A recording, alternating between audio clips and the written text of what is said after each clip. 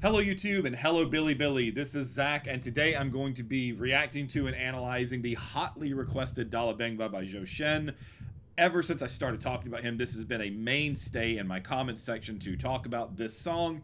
And as you all know who have been following my little Zhou Shen rabbit hole journey, you all know that I've become a big fan of his. So, I have no idea what this is going to be, but apparently this is one of his best, so let's check it out.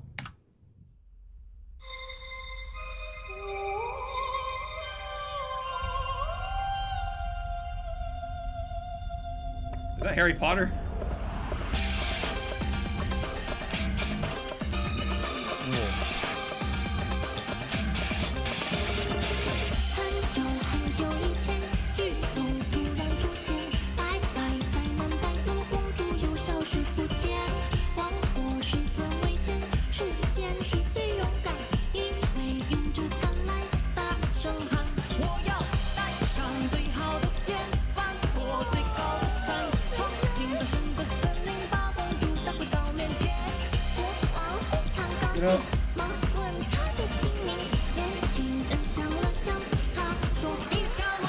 Okay, I'm gonna stop here for a sec. All right, so this is another setting that Zhou Shen is singing in. So now I've heard literal bel canto. I've heard countertenor in a classical setting. I've heard a duet with a Peruvian singer in this mashup of Chinese and opera. I've heard the classic Chinese novels, and then I've heard the pop of Never Enough, and now we've got this electronic stuff. Zhou Shen just kind of does it all, so I feel like I'm going to start getting a little bit redundant with my commentary about the way that he sings because, I'm starting to get a better understanding of what his Tessitura is. The Tessitura is basically the average range that the singer operates out of. Definitely the countertenor type Fach. And Fach is kind of a complicated topic, but basically in the classical world, we have groupings and subgroupings and classes and subclasses of singers that they all fall into whenever we try to determine which roles and which parts they sing. And the Fach system has tons and tons of categories of every type of voice that exists, so we're not really going to go into that too much, but his Fach is definitely somewhere in the countertenorish, high lyrical tenor kind of space, kind of in there. What I found the most interesting so far in this is that at the very beginning, he's using this thin, lighter kind of timbre, not using a whole lot of space in the vocal track like we saw in some of the more recent videos I talked about.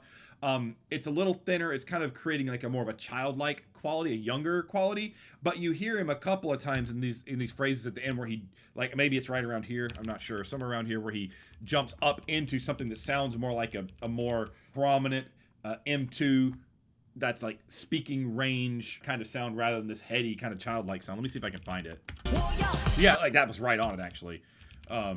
If you take this the way that he's singing leading up to this part, and when he sings that line that goes up there, you'll hear there's a very clear timbre difference. Right. So you hear that, and so if you compare those two right next to each other, it sounds kind of thin and childlike.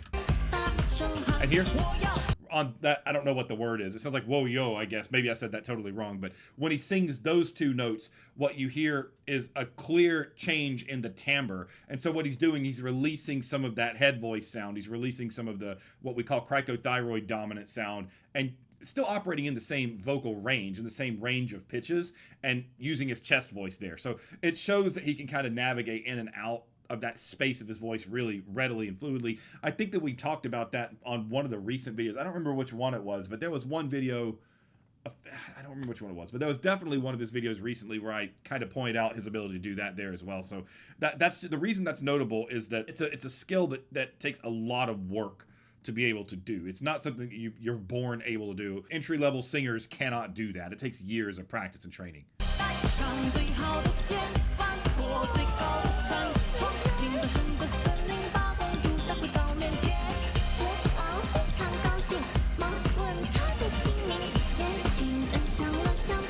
Yeah, there it is again.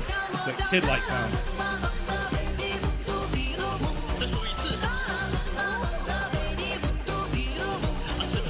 Yeah, so, well, oh, wait, let me keep going. Maybe I stopped it too soon.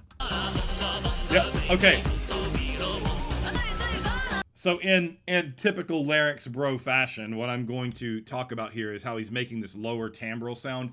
Now, the notes themselves aren't that low because, like, I'm a bass baritone and, like, that's low, right? Well, he's not singing anywhere near that low, but the fact that he's lowering his larynx and he's getting a more rounded, spacious sound in the throat is what gives it the impression that the notes are low. And so, like, it's kind of like if I'm just speaking on these pitches and these tones that I'm speaking on right now, I'm speaking in kind of a neutral laryngeal position.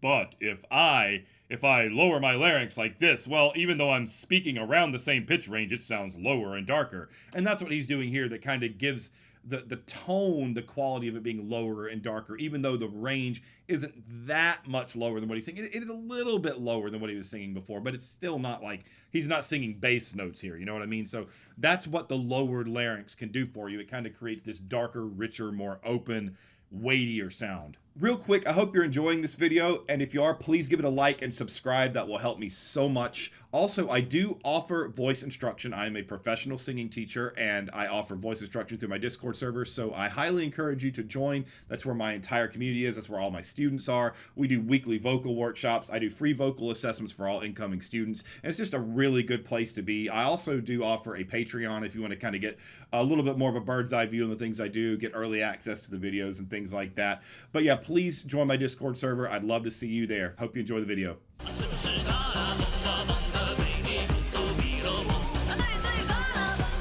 So he moves up into the higher octave. The larynx goes back into a neutral position. It becomes brighter. I wouldn't say, it's almost like a more metallic, brighter kind of timbre. So that's, you know, it's like, we call this laryngeal tilt, right? So laryngeal tilt, neutral larynx. Laryngeal tilt, neutral larynx. And so, of course, I have a lower voice than him, so you're not going to hear the same kind of change that you hear from him because his voice is naturally higher. But that's kind of like, that gives you an idea of the sort of dichotomy between the two sounds.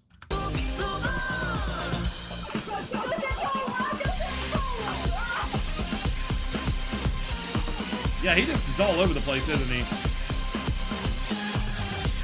This is so different from what I've seen from him before. It's just so different.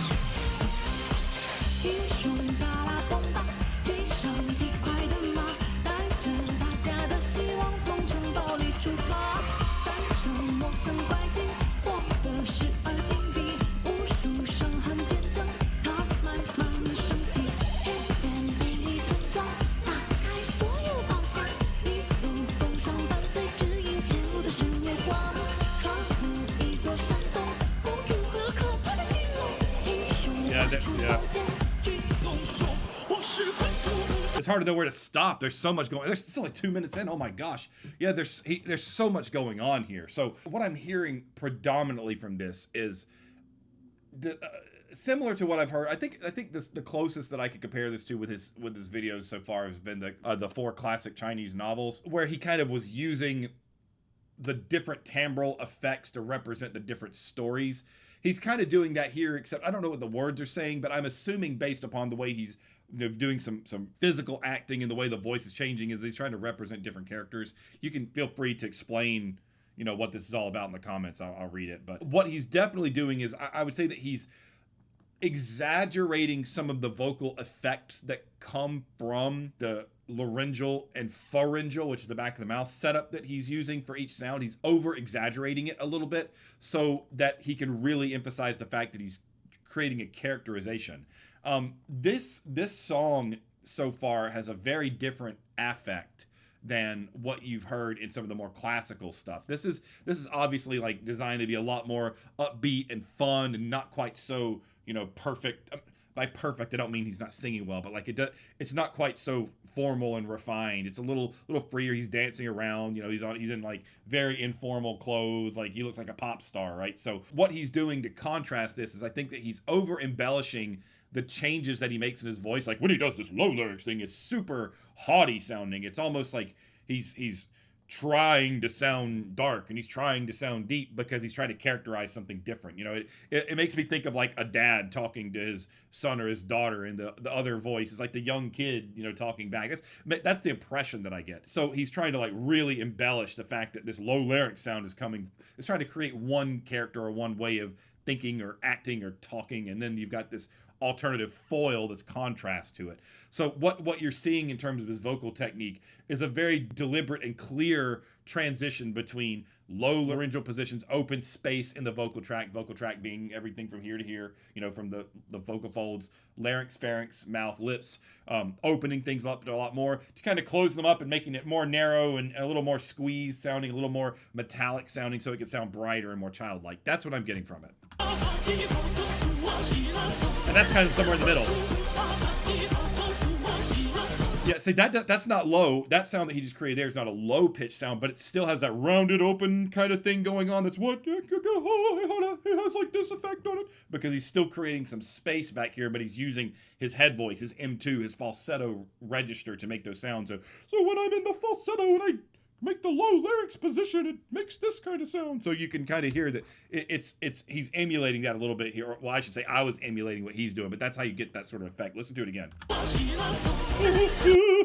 Right, that's how you do that. You lower the larynx, raise the pharynx, but you move into your M2 or your head voice. That's how you create that sound. So that is basically how he's doing that sound there, but that's not the same sound as he's doing when he does the childlike thing. So he's going through all these different characterizations and I guess vocal affects. It's like he's playing a bunch of different characters at the same time.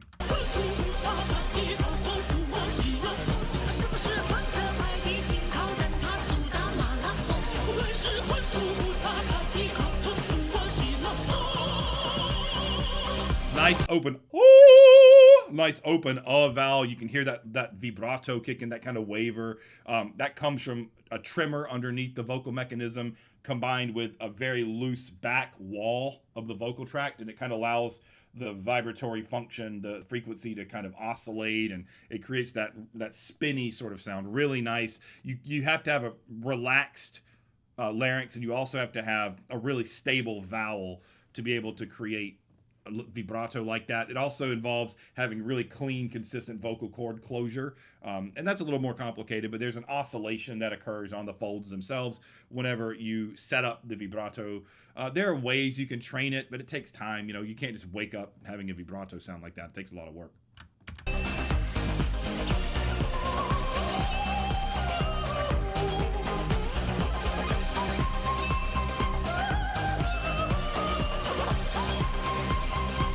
Vowel modification. When you're up in that really high octave, I guess this is, is this sixth? Is it, you see the sixth octave here, or is it just a high fifth octave? Let me check. Maybe that's fifth octave. Oh, that's C6. That's sixth octave. There we go. Yeah. Sorry about the weird noise. Yeah, that's the sixth octave that he's in there. So that's getting up into the coloratura register a little bit. You know, when women kind of start reaching that range, they're either like a dramatic mezzo reaching the top of their range, or they're a soprano starting to move up into the coloratura type range. I mean, the timbre has an impact on that too, but whenever you move up into that upper range up there, you really want to start opening the vowels to more like neutral as, you know, like type vowels. You want to go to more of an stuff like that when you move up there. And I've talked about this at length in a few videos in the past, but as the voice moves up, you want to think about the top half of an hourglass. You want to move to the vowels that are more open. You don't want to widen, but you want to open from o, ah, ah as you move up. And you can hear that here on these really high notes. He's singing an ah vowel. Listen to it again. Right here. You hear the ah.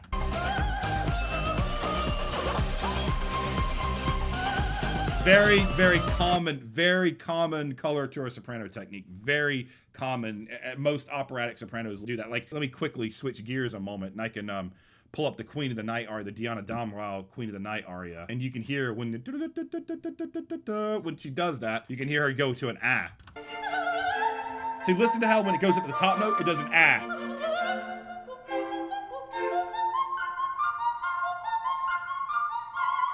So you hear the ah, well, that's exactly what Zhou Shen is doing here. It's an extremely common coloratura technique. So listen to it again. Right? So that's exactly how a classical singer would approach moving into that range and that spot in the voice.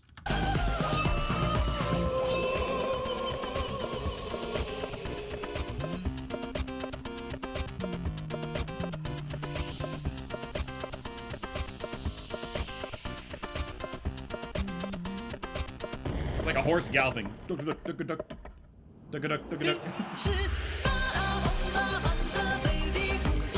Halftime.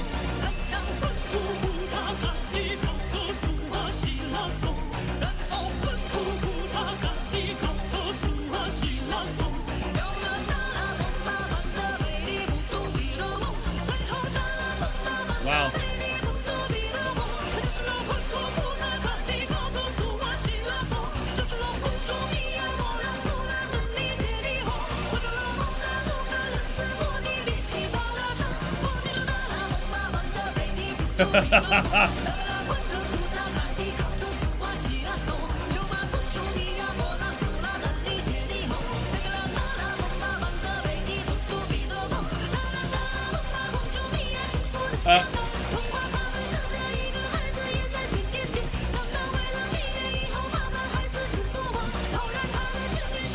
It's crazy. Crazy. So there's that thin, yeah, there's that kind of thin sound that he's, that thin childlike sound. So I have a lot of commentary about that. Give me a second. Let me make sure I heard, seen it all. Okay. Okay. Yeah, awesome. I mean, so I have a lot to say about that last section. I just kind of let it play through because when I got the idea of what was going on, I wanted to let it play. Obviously, he's switching back and forth between these techniques and switching back and forth between these voices, and it gets progressively faster. And as it gets faster and faster, the precision from note to note has to be more accurate, and you have to be able to control those intervals and have that laryngeal control and the control of all the space in the vocal tract even more accurately. That's a big part of singing that fast. It made me think of Thomas Hampson's famous performance of Largo al Factotum. Let me see if I can pull it up for you. Or it's interesting, whenever I talk about Zhou Shen, I end up comparing him to a lot of classical singers. I'm going to pull this up here. So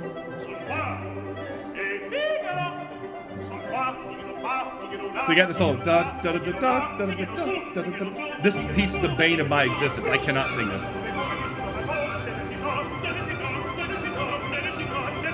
But now, 1, 2, 3, 4, 5.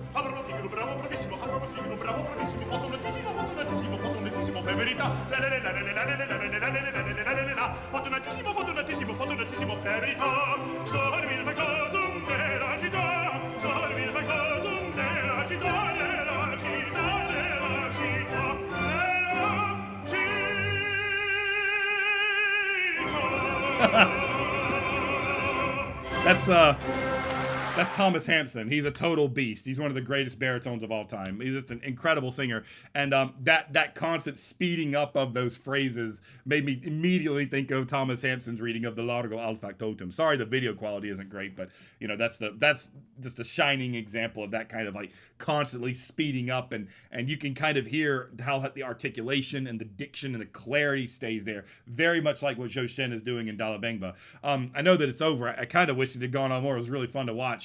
But yeah, I mean, this is just yet another example of Zhou Shen just being this incredibly versatile talent. That's the word I keep going every time I see it. Every time I see Zhou Shen, versatile.